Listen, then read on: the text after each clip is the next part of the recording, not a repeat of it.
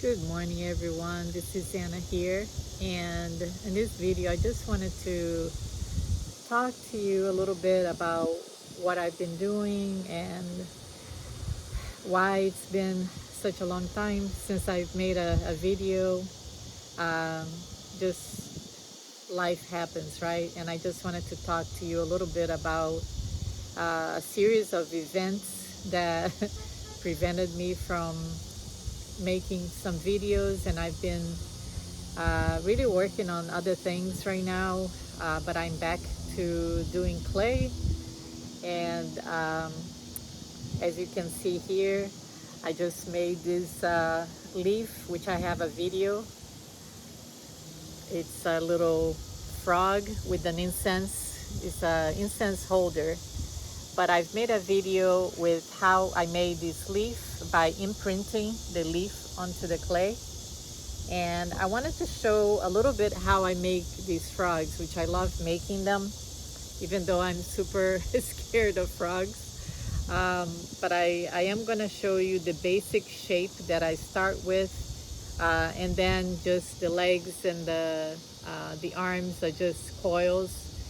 They're pretty easy to make, but I wanted to show the main body. So I've been making for a while the red-eye tree frogs that they're really skinny and with the red eyes that looks like they pop. But recently I've been looking at frogs here from Georgia, that's where I live.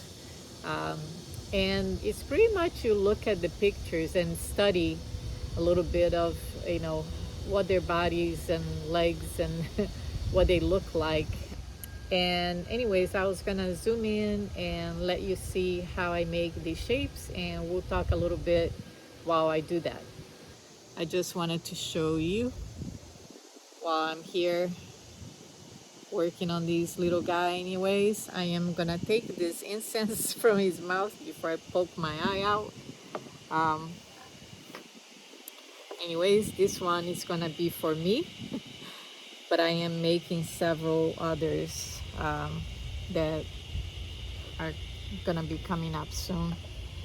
And so let me just spray a little water, and then I start with a piece like this.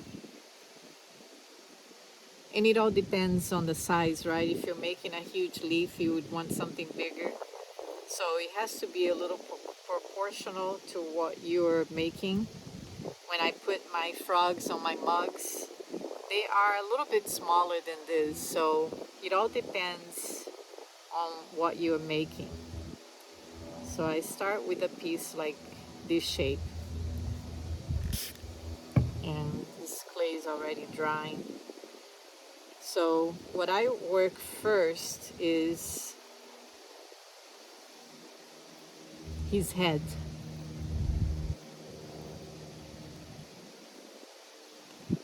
And you know how they have this kind of flat mouth, rounded, and I start shaping that.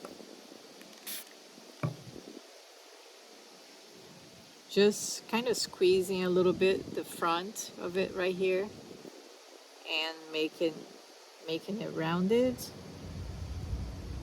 and just giving a little shape, defining a little bit of the head from the body, just squeezing out just a little bit here. This is the bottom of his mouth, and the eyes are gonna be right here. The body, I'm not that worried about it yet. I'm trying to work on his head as long as the shape is about like that.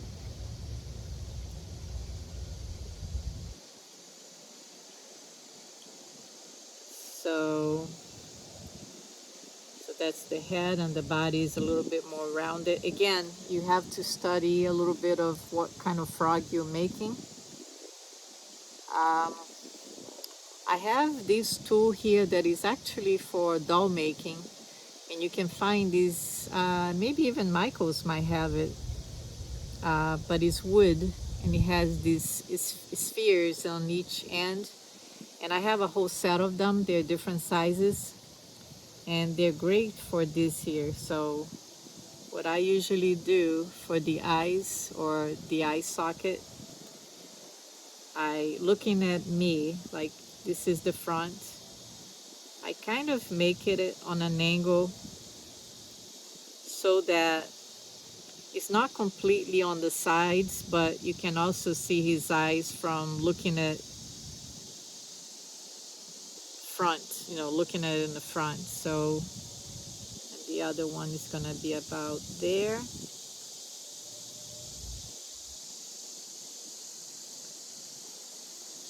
And what you do, you lift a little bit because they have these raised areas right above their eyes.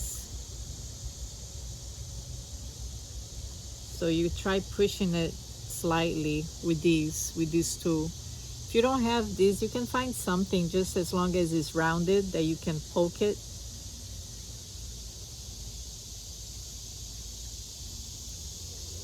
So now I defined the location of my eyes, the eyes where the frog eyes. And then I make just a little bit of clay to make a coil. And this is going over right above their eyes. And I divide that into 2 pieces. Just a little piece of clay. And because the clay, I'm working with the clay, is still a little wet, I don't really have to score anything in order to be attached. You see how I just attached that little piece right above his eye? And I'm gonna do it on the other eye. Almost looks like an eyebrow, but it's really just the raised area of his eye socket. And then you will smooth that out using your fingers or any tool. I have a bunch of these wooden sculpting tools also. They're very handy to have, and they're very inexpensive. So you can go ahead and use that if you prefer.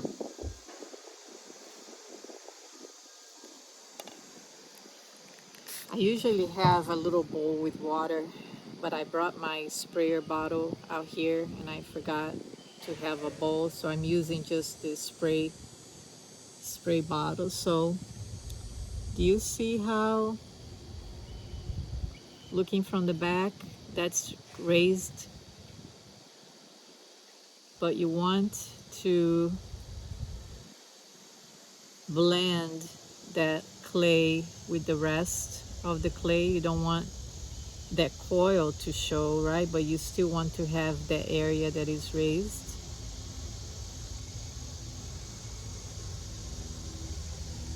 Like so.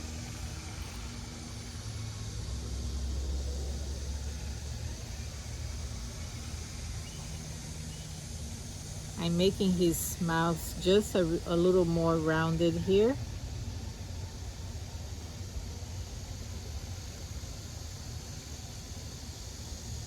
So just to let you guys know, as I'm making this, I'm just gonna talk a little bit about what I said about why I'm not trying to make any excuses, just as with everybody's things happens in your life. First of all, in May, we went on a much needed vacation. Our family went to Italy and Greece, and we had the Mediterranean cruise vacation, which we've been waiting ever since, even before COVID. We wanted to do that and we couldn't. Then COVID hit and we didn't do it for a while. We've been putting it off until May. We decided that was time for us to do it. We really needed a nice vacation and it was wonderful. But my mother she was going to be, she's 90. She was 90 when she passed away. She was going to be 91 in September this year. So right after I came back, I got a message that she had fallen and broken her hip, and not going into too much details, but I had to rush to Brazil to see my mom, and she was in bad shape. She was in the hospital already, had the surgery, and I saw her. She was all on the ICU, intubated.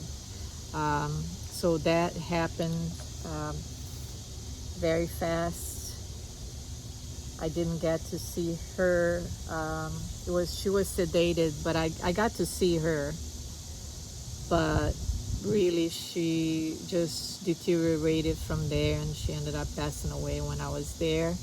I'm glad I was there to see her. I just wish I had seen her, you know, like I usually do when I go there visit her. So I miss her a lot, because we were used to talk very often, like, I don't know, twice a week, sometimes 3 times. And I put just a little bit of water here so I can wet my fingers. As you can see, I'm just making the eyeballs now. Anyways, it's very hard to lose a loved one.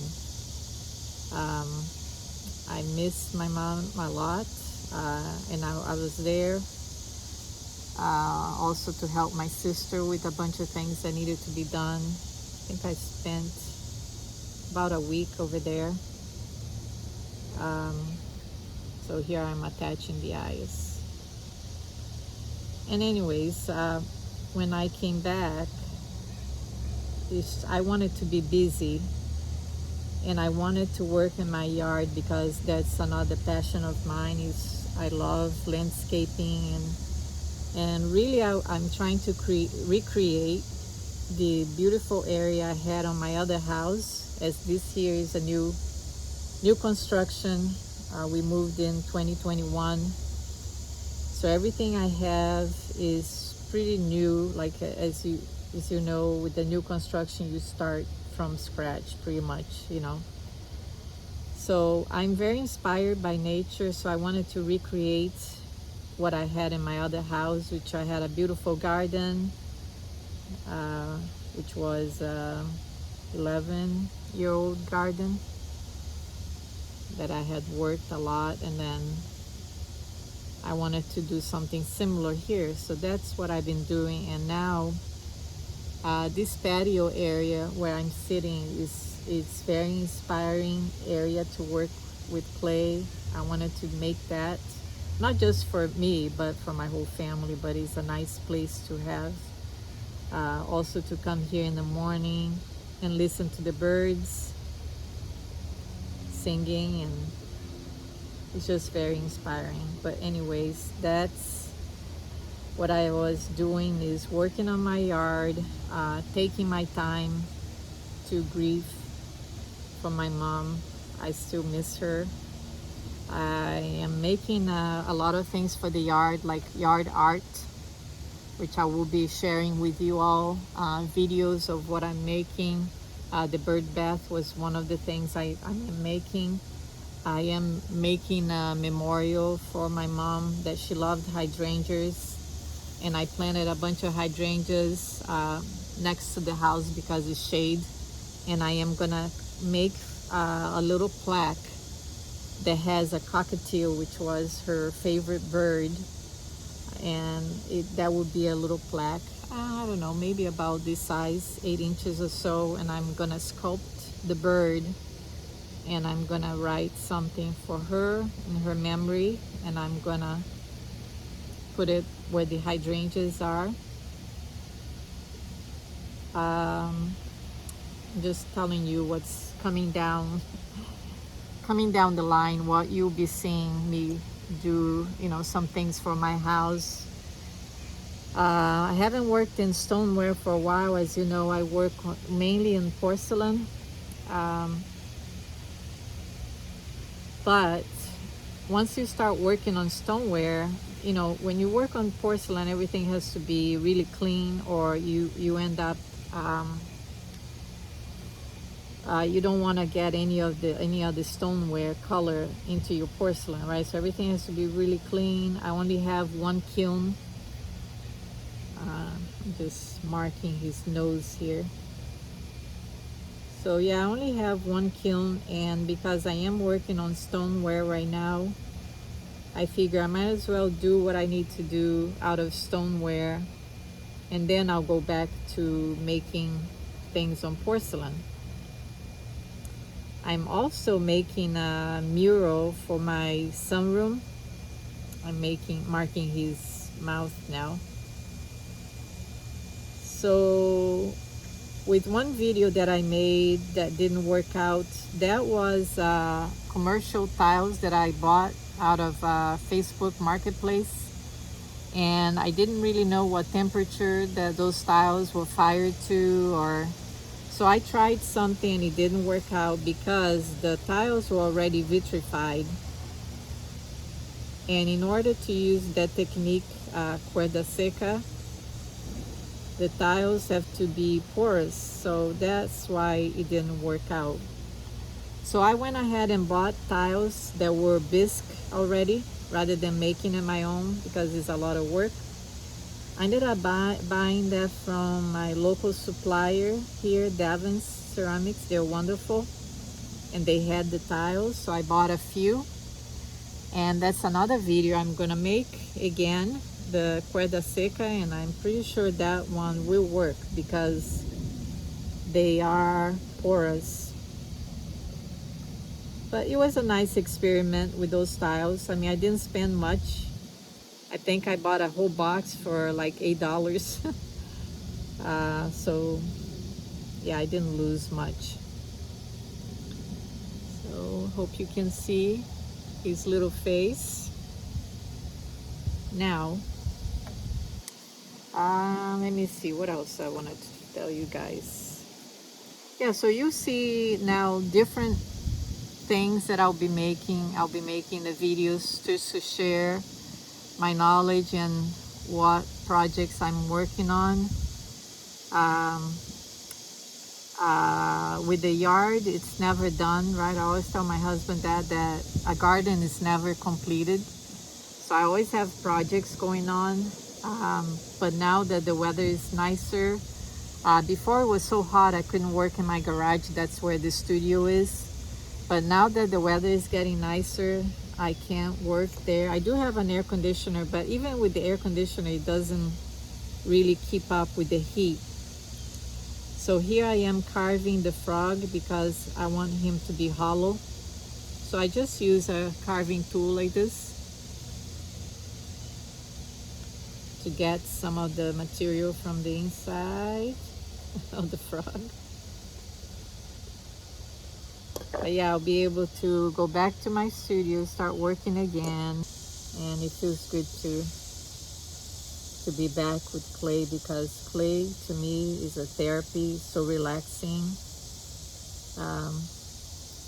I have sometimes anxiety, and if you ever have anxiety, try clay, because they say working with clay is cheaper.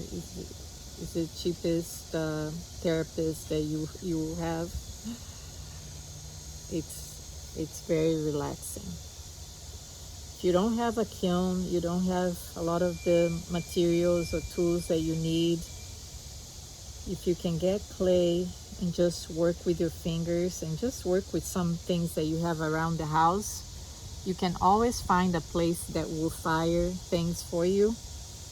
I know my local supplier, Davin's, they do fire things for people who doesn't own a kiln. So I'm pretty sure you can find that, and just working with your hands and fingers is just wonderful. I also do this with my granddaughter and she loves it. So I'm making sure there are no cracks. The clay is drying fast, so what I did is I made a hole so that the whole frog is hollow. His body, that's the main part. And then I'm just pushing it a little bit to make him a little fatter.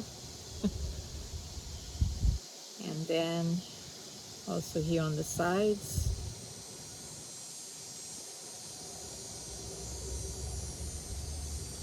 And then you can start closing a little bit. I'm gonna put a little water here. And then use this piece that I just took out of there.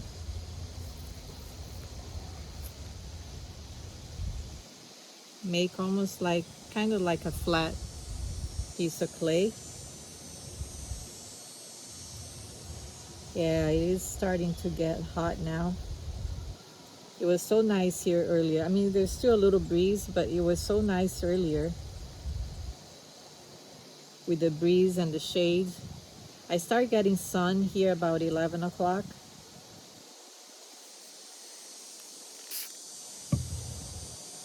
And then I get shade again in the evening, like 6:30 or so. But I love working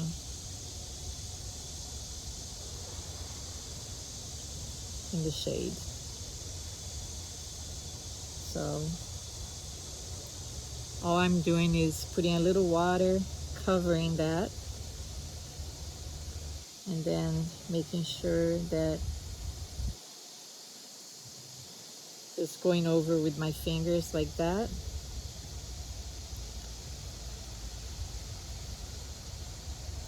Again, you can use the tools or you can blend with your fingers. So now you have, oh good, the sun is behind the cloud now. So you're blending and you just making it a little wider than his head is. Again, depending on the frog. If you're making one of those tropical frogs, their body is really skinny, almost the head is bigger than the body, like wider, because they had a skinny body and long legs. This one has a little fatter body. So,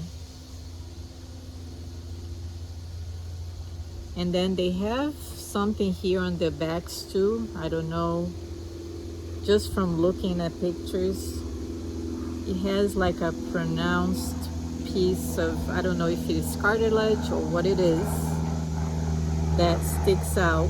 So I'm just kind of making it so that it looks, sorry with the airplane, but I'm making it so that it looks like that, like what it is here. So it's kind of divided into two, and a little bit kind of like a, almost like a hunchback. I don't know how else to say it, but divide it into two and squeeze that, give it a little squeeze like that, and then push that a little bit inside like this, and then it comes to a point there. And what I like to do is, you can make a frog, you know how sometimes they are on this position where their legs and arms are kind of tucked in, so they're kind of flat like that. You can do that, and that's less work because sometimes you don't even need to show all the details on their feet. It's kind of tucked inside and underneath the body. You just make the legs using a coil, like, you know, that's all I did here on mine. As you can see, it's nothing but just coils, and then the feet, you just bend them to whatever position you want. But on these ones, since they're gonna be holding an incense, I wanted them to be sitting more upright like this. There, and I'm gonna try to make it so that, like, kind of like that, maybe a little bit more curved like that. You see that? And then the legs, you just kind of go and before you attach, you position the legs to make sure that the legs reach, you know, the surface. So now I can put this frog, you know, before I put all the coils and everything, and then I attach him to my leaf so that he's not putting his weight on the arms, because the arms are kind of skinny. It's really being supported by his back, I mean the bottom here. So then you can play with the position, you know, do I want him a little bit more leaning? Do I want him like this, like if he's really sitting? Like that. So that's pretty much all I do with the body. Now, what I'm thinking about doing with this one here, using a slip trail and do some dots, because his skin is not as smooth as some of the frogs I've seen, like some tropical frogs that I used before, that I've made before. So these guys have the rough skin, so I might try to do slip trail with different size dots all over. Now that's gonna take, you know, some work, but I would love to. I like to make things that are realistic to a point, right? It's not like completely looks like identical to a real frog, but I like to be as close as I can. That's just me. You can really use your imagination and do, you know, there's no right or wrong. I'm just telling you what I like to do. Some people make things that are really not having a whole lot of detail. You can still tell that it is a frog, and that's okay. I'm just telling you what I like to do. Doesn't necessarily mean that, you know, there's always more than one way to do things. So yeah, I think that's what I would do. But pretty much the body is ready. You see how his eyes have that raised area above his big eyes, and that's about it. What do you think? I will post a picture of all the other ones that I will make. Like I said, I might make a turtle or a bird. I have 4 leaves and 4 little critters that are gonna show up on my leaves. So, and I'm not sure if they're all gonna be incense holders. That's what I'm thinking right now, but I could change my mind on that. So we'll see. Thanks for watching, guys, and thanks for listening to me. And hopefully I will be doing more videos coming up soon for you guys. I love sharing my knowledge and what I do, what I make. I will also start a garden channel, which I think is gonna be, the name is gonna be Anna's Georgia Garden, because there's a lot of information that I can't find for plants that are good here for Georgia, Zone 8. And I would love to share that also with other people. So if you like gardening, you like plants, you like vegetable garden, I am gonna have that channel, which I will put a link soon. Once I make one, it should be soon, so I will share with you. Thanks for watching. Bye bye.